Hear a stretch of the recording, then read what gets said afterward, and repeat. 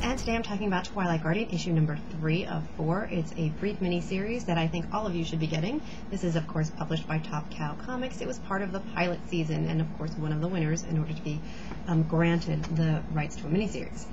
Creator Troy Hickman is by far one of my favorites ever, and I will explain to you why. In issue number 3, we see that our heroine, our OCD-riddled main character, Twilight Guardian, returns home after attending her very first comic book convention. And it was, issue 2 was extremely important in that regard because it was strange to think that there was a comic fan that had never been to a convention before. But mainly it's that she got to meet the real-life superheroes of America, which is a group of people just like her. They put on costumes and they patrol their neighborhoods and they do what they can for their communities.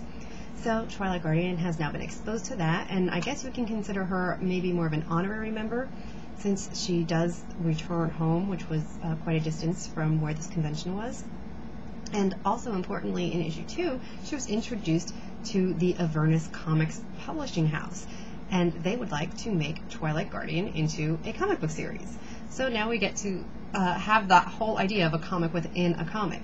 So issue 3, it just brings out all sorts of fun with the different pitches that Avernus sends to her. And it starts off right away with these drastic differences in who she is as a person. So, you know, she goes from being a rather mild character, you know, her real life self that patrols a 9-block area, into something akin to the Punisher. And the second pitch is how it's just the funniest one. It's a British overly sexualized version, and the black cat that she normally feeds venison jerky to has just such great expressions in this artwork. So I really like the British story because the artwork is done in this subtle watercolor style, and it's beautiful, and the over-the-top British slang is so funny and hysterical. It's just absolutely the sort of thing to keep you going. And then the third pitch is a DC homage to multiverses, where we get to see panels filled with so many colorful characters that you wonder what on earth that poor artist had to do to draw all of those people. And she's decked out sort of like Raven from Teen Titans, that she's quoting Batman. So I just think it's funny because you know darn well that if there were to be pitches for a character that you created, how different other people's take on it would be. And, you know, this is something that maybe we should do. Let's see if we can get an anthology going of Twilight Guardian fan fiction, if you will, and instead of it having to be just fan fiction, let's really beef it up and give Hickman some good laughs that he can receive instead of always having to be the one to create them. So definitely, this is such a clever book.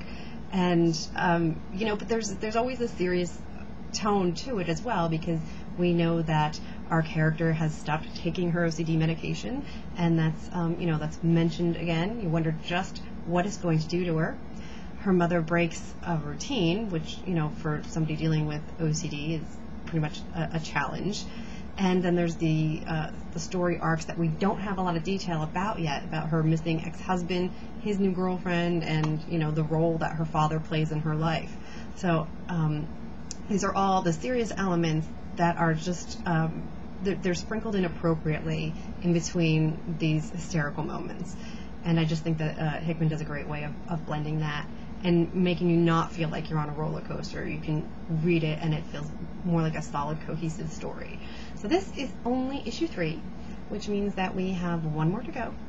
And I also think it's important if you read the very last page, which is a message from Hickman, and he explains the differences between his original Twilight Guardian character from 1993 to what she became when it was time for pilot season.